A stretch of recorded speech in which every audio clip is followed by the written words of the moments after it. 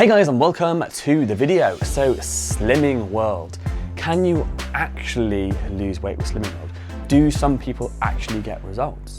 So I speak to people every day who have tried Slimming World so many times and failed so many times, and they are just done with the diet and they don't know what to do now. However, sometimes I see people commenting on my videos, oh, you shouldn't be so negative, I've lost some weight, you should talk about the positive things. So today I want to talk about whether it is actually possible. Can some people lose weight?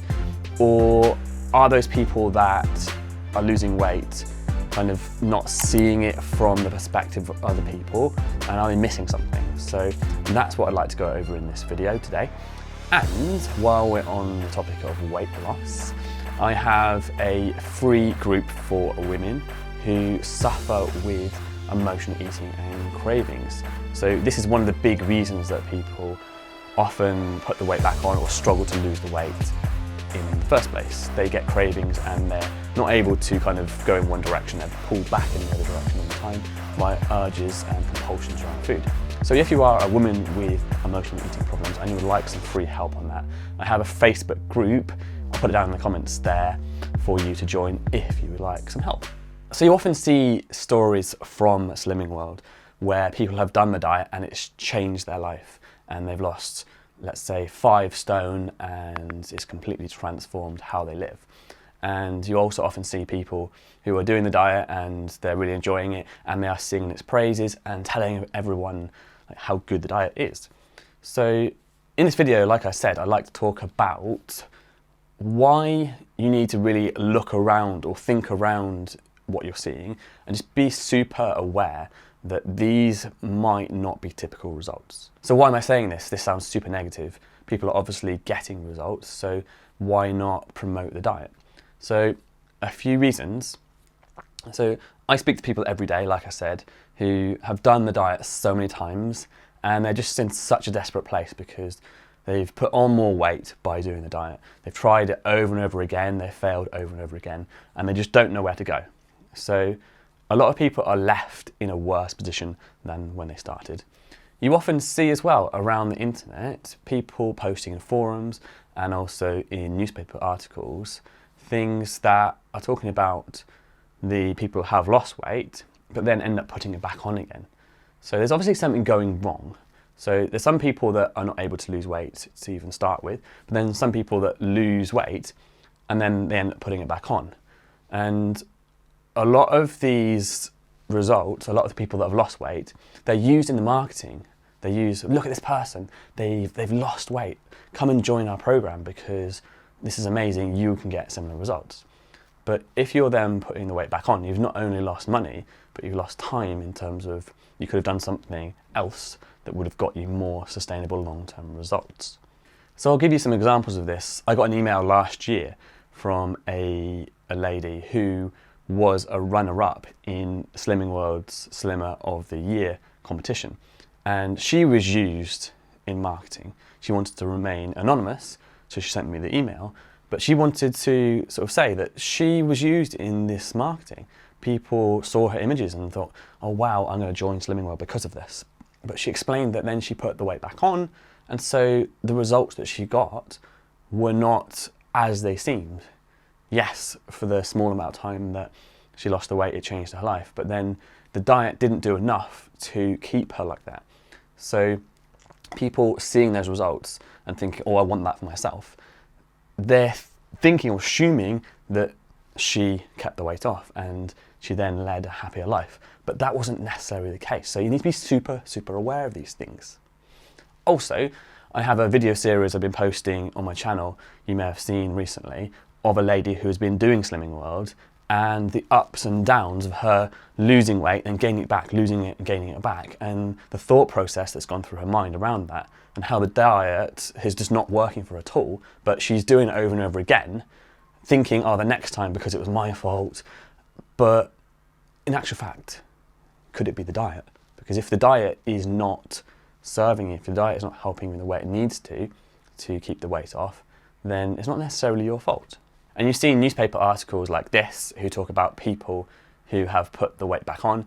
So you have to think down the line, what happens when they reach their goal weight or they've lost some weight, does the diet actually teach them to maintain it?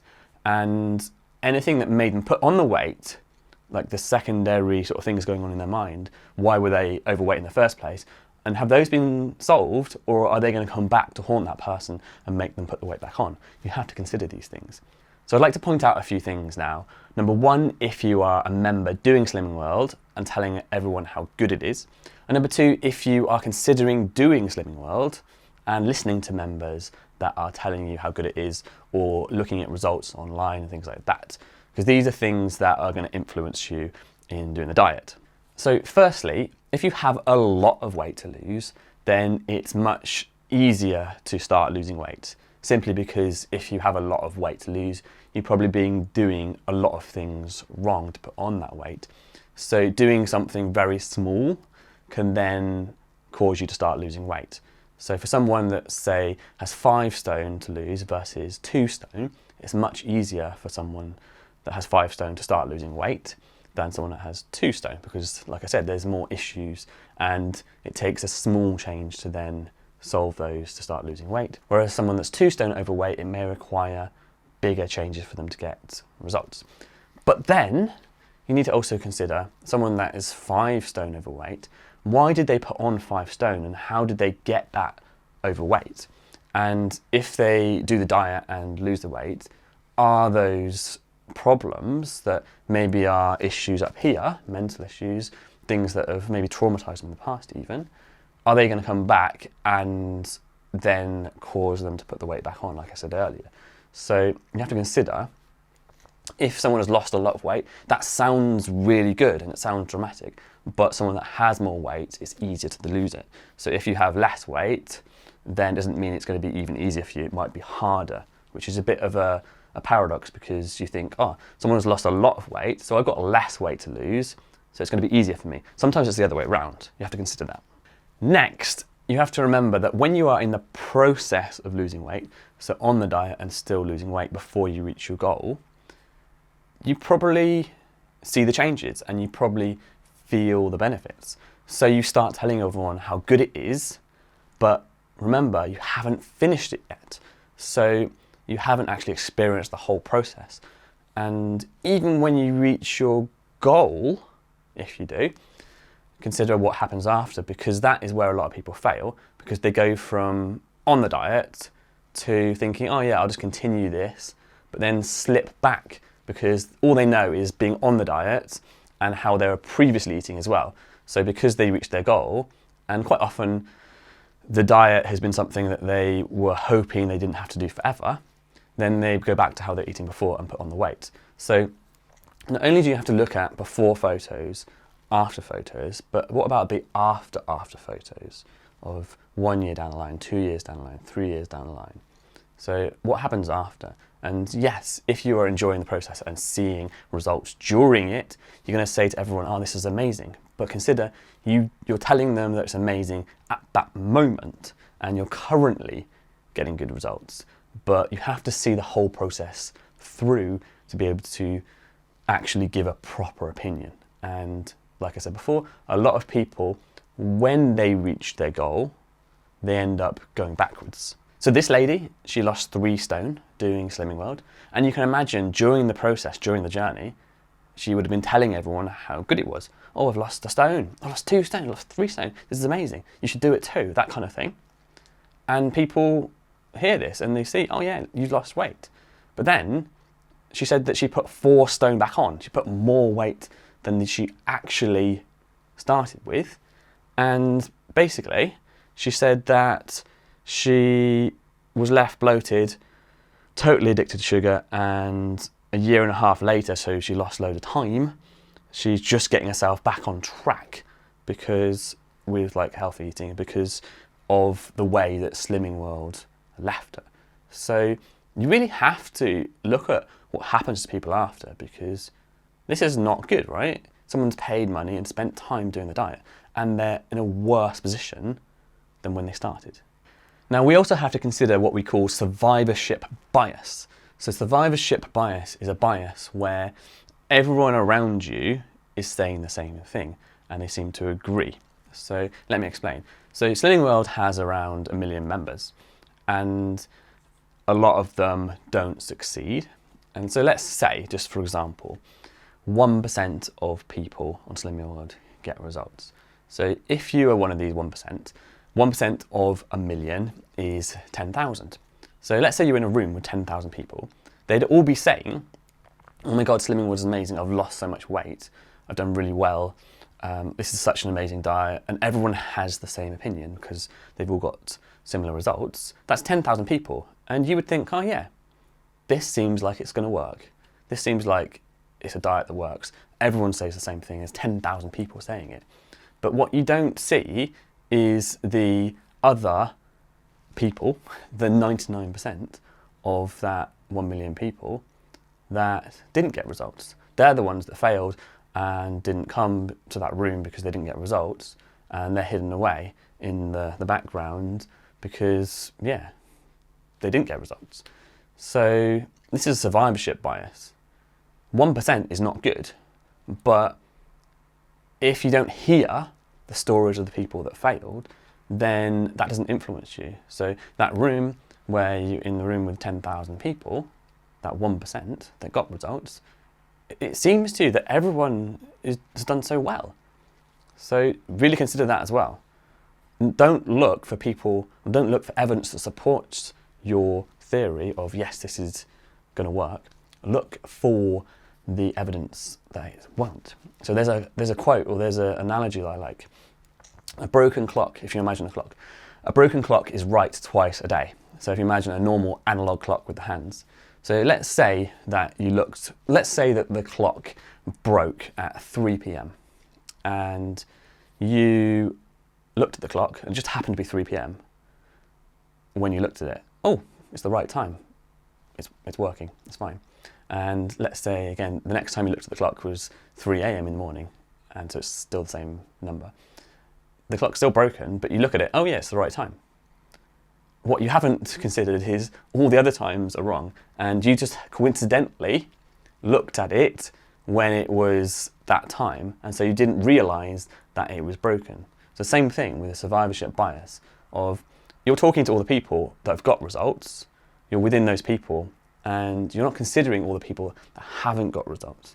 So instead of looking for people, like I said, that support your idea, and this works with anything in life, look for people that don't, because it's very easy to find people that support your idea, and then you miss all the people that don't. So this is super, super, super important. So survivorship bias, and just considering how many people don't actually get results. Now, some people that have done okay with Slimming World and got results say that, oh, the people that haven't, they haven't followed the diet properly. So you have to consider here, like, why haven't they followed the diet properly? What hasn't Slimming World done to support them? So if they haven't lost weight, why haven't they lost weight? And has Slimming World done enough to point out why they haven't lost weight? And has it given them support?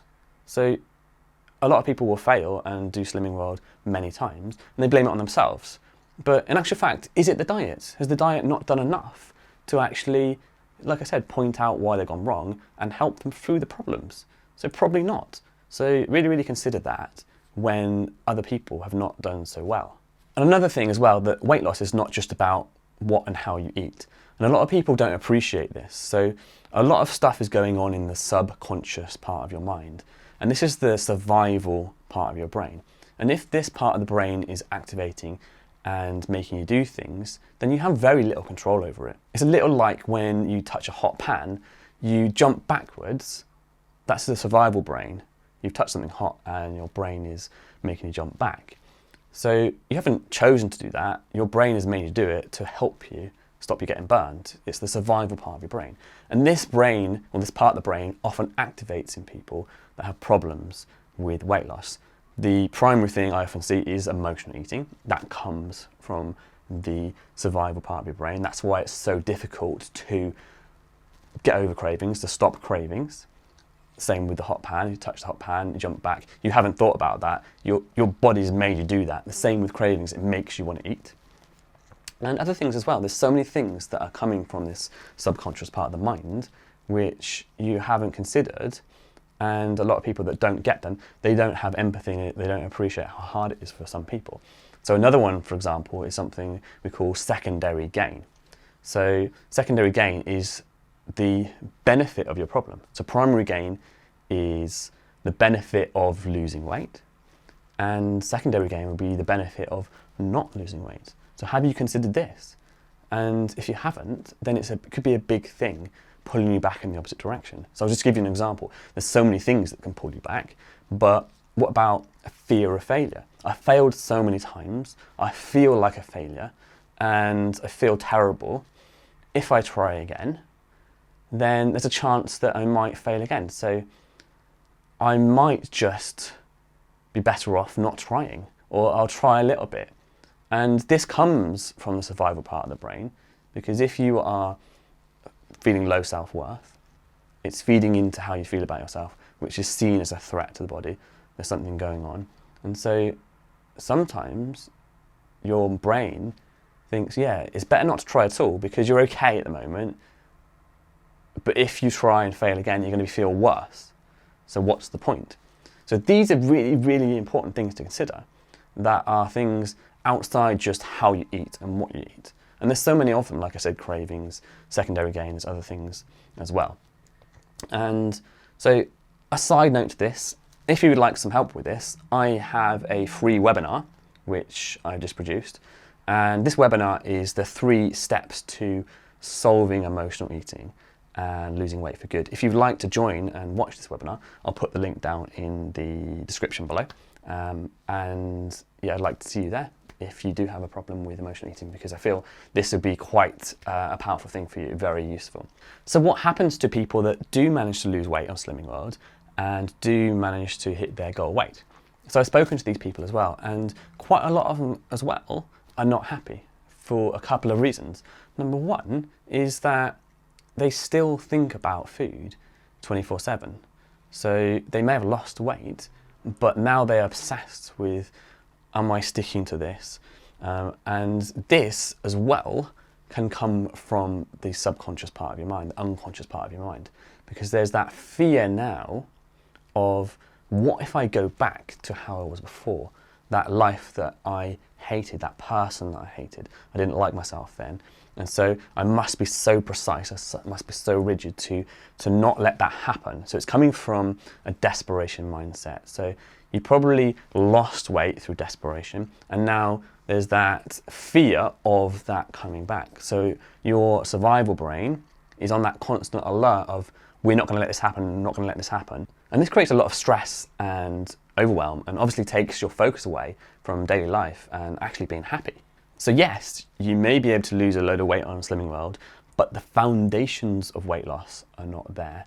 The things that, when you lose the weight, you start to wobble a little bit because those foundations were not there. All the stuff in the mindset and how to navigate life with food, rather than just getting a load of weight off, all the stuff of how you think, how you interact with people, how you make decisions, because that's so, so important to get food freedom. So question now, can you lose weight on Slimming World and actually be happy? So this is something I think is very important. So a lot of people lose weight or want to lose weight because they are not confident. So let's ask the question of, where does confidence come from? So a lot of people will get confidence from external things. So compliments, likes on photos, things like that. And so they feel that when they lose weight, they will have less judgment from people and people will give them compliments. And yes, this is true. The problem with that is you're outsourcing your happiness to things that are external to you, people and whatever. So number one, these things can come and go. What if a person doesn't want to give you a compliment? What if they don't give the compliment? Does that make you change the way you act? So a lot of people will wear certain clothes to try and attract compliments, things like that. And also you have to consider that compliments wear off after a time. If someone gives you a compliment every day, it's going to have less impact on the 7th day to when they give it on the 1st day. So over time, this has less effect on how you feel. So you start looking for other ways to feel good. Now, what a lot of people don't realise, that real confidence comes from knowing your values and living in alignment with those values and enforcing your boundaries. So going through life, living as the person you want to be. And the point with this is that you can do this straight away, even when you are overweight. So if you are able to know your values and live in alignment with those values and not break promises to yourself, as a lot of people do with emotional eating, they say, I won't eat this, and then end up eating it and give in to the cravings, which undermines the confidence and breaks down your self-worth. When you're able to live in alignment with your values and not let this happen, you feel confident. You're showing up as the person you want to be. And this is what confidence is. And so you can be confident straight away. And that is very powerful, because when you are confident straight away and then decide, I want to lose weight, not that I need to lose weight, the weight loss comes from a different need. It comes because I like who I am and I want to better myself, not that I need to lose weight to feel worthy. And that's very different. So rather than, like what I said before about coming from the unconscious mind, the survival brain activating and you needing to lose weight to feel enough, and so you need to lose weight because unless you do, you're not worthy. You're already worthy, you love yourself, and you love yourself, so you want to become fitter and healthier and live a longer, happier life. So there's a big difference there. So the point here is, yes, you can lose weight and get more compliments, and that's fine, but it shouldn't be the core of how you feel. You should get the confidence from yourself, from within, from living as the person that you want to be. And like I said before as well, a lot of that comes from being able to do that. And if you suffer from problems with cravings, I mentioned before I have a webinar, put that down in the description below. If you would like to join that, that is there. 3 steps to solving emotional eating, solving cravings, and losing weight for good. So yes, there are a lot of people that can lose weight on a diet, but just consider what happens to them after, and also consider all the people that don't lose weight on diets like Slimming World, because it's so important to consider these people. So when you are considering doing the diet, because so many people do fail, there's a big chance that you might fall into this category. So I'd just like to leave you with this, because this is very powerful and very important just to be aware of. So this is something that a lady wrote on a forum, her experience with Slimming World. So Slimming World has left me fat, tired, unfit, and addicted to sugar.